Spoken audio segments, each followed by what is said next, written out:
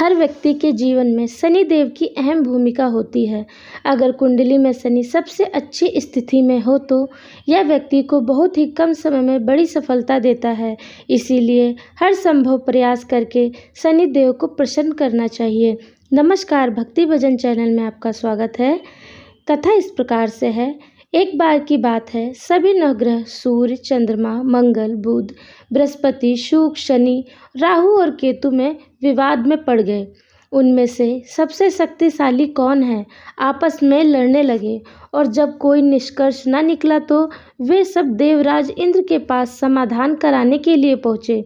इससे इंद्र भयभीत हो गए और उन्होंने यह निर्णय लेने में असमर्थता व्यक्त की। उन्होंने कहा कि इस समय पृथ्वी पर राजा विक्रमादित्य हैं जो बहुत ही न्यायप्रिय हैं, वह ही इसका निर्णय कर सकते हैं। सभी ग्रह एक साथ राजा विक्रमादित्य के पास पहुँचे और अपना विवाद बताया, साथ ही निर्णय के लिए कहा। राजा इस समस्या से अति चिंतित हो उठे, क्योंकि वे जानते थे कि जिस किसी को भी छोटा बताया वही कुपित हो उठेगा। तब राजा को एक उपाय सूझा। उन्होंने स्वर्ण, रजत, कांसा, पीतल, सीसा, रांगा, जस्ता, अभ्रक और लोहा से 9 सिंहासन बनवाए और उन्होंने इसी क्रम से रख दिया। फिर उन सब से निवेदन किया कि आप सभी अपने सिंहासन पर स्थान ग्रहण करें।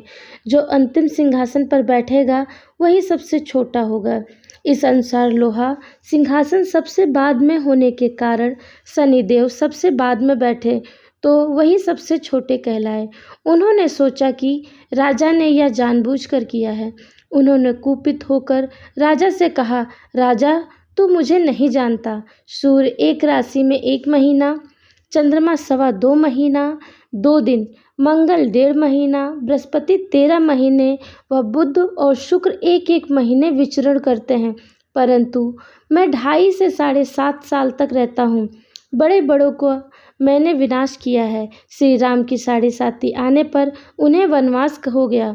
रावण की आने पर उसकी लंका को बंदरों की सेना से परास्त होना पड़ा। अब तुम सावधान रहना। ऐसा कहकर कुपित होते हुए शनिदेव वहाँ से चले गए। अन्य देवता खुशी खुशी चले गए। कुछ समय बाद राजा की 7.5 आई, तब शनिदेव घोड़ों के सौदागर बनकर आए। उनके साथ कई बढ़िया घोड़े थे। राजा ने यह समाचार सुन अपने अश्वपाल को अच्छे घोड़े खरीदने की आज्ञा दी। उसने कई अच्छे घोड़े खरीदे। वह एक सर्वोत्तम घोड़े को राजा को सवारी हेतु दिया। राजा ज्यों ही उस पर बैठा, वह घोड़ा सरपट वन की ओर भागा। भीषण वन में पहुंचा तथा अंतर्ध्यान हो गया और राजा भूख प्यास से भटकता रहा। तब एक ग्वाले ने उसे पानी पिलाया। राजा ने प्रसन्न होकर उसे अपनी अंगूठी दी। वह अंगूठी देखकर राजा नगर को चल दिया। वहाँ अपना नाम उज्जैन निवासी वीका बताया। वहाँ एक सेठ की दुकान पर उसने जल इत्यादि पिया और कुछ विश्राम किया। भाग्यवश उस दिन सेठ की बड़ी बिक्री हुई। सेठ उसे खाने पर आमंत्रित कर अपने घर ले गया। वहाँ एक खूंटी पर एक हार टंगा देखा, जिसे खूंटी निगल रही है। थोड़े ही क्षण में पूरा हार गायब था। तब सेठ ने आकर देखा कि हार गायब है। उसने समझा कि वीका ने ही उसे चुराया है। उसने वीका को कोतवाल के पास पकड़वा दिया। फिर राजा ने भी उसे चोर समझकर पैर हाथ कटवा दिए। वह चौरंगिया बन गया और नगर के बाहर निकाल दिया गया। वहाँ से एक तेली निकल रहा था, जिसे दया आई और उसने वीका को अपनी गाड़ी में बिठा लिया। वह अपनी जीभ से बैलों को हाँकने लगा। उस काल राजा की शनि दशा समाप्त हो गई। वर्षा काल आने पर वह मल्हार गाने लगा।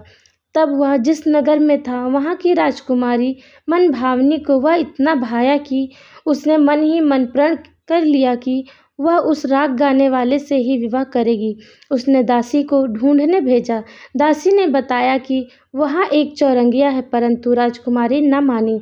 अगले ही दिन उसे उठते ही वह अनशन पर बैठ गई कि विवाह तो सिर्फ उसी से करूँगी। राजकुमारी को बहुत तरह से समझाने की कोशिश की गई, पर वह नहीं मानी। नगर के राजा ने तेली को बुलवाया और राजकुमारी और वीका के विवाह की तैयारी करने को कहा। फिर उसका विवाह राजकुमारी से हो गया। तब एक दिन सोते हुए स्वप्न में शनिदेव ने राजा से कहा, राजन देख, तूने मुझे छोटा बताकर कितना दुख झेला है। तब राजा ने उनसे माफ़ी मांगी और प्रार्थना की, हे शनिदेव, जैसा दुख मुझे दिया है किसी और को न दें। शनिदेव मान गए और कहा, जो मेरी कथा और व्रत कहेगा उसे मेरी दशा में कोई दुख न होगा। जो नित्य मेरा ध्यान करेगा और चींटियों को आटा डालेगा उसके सारे मनोरथ पूर्ण होंगे। साथ ही राजा को हाथ पैर भी वापस दिए।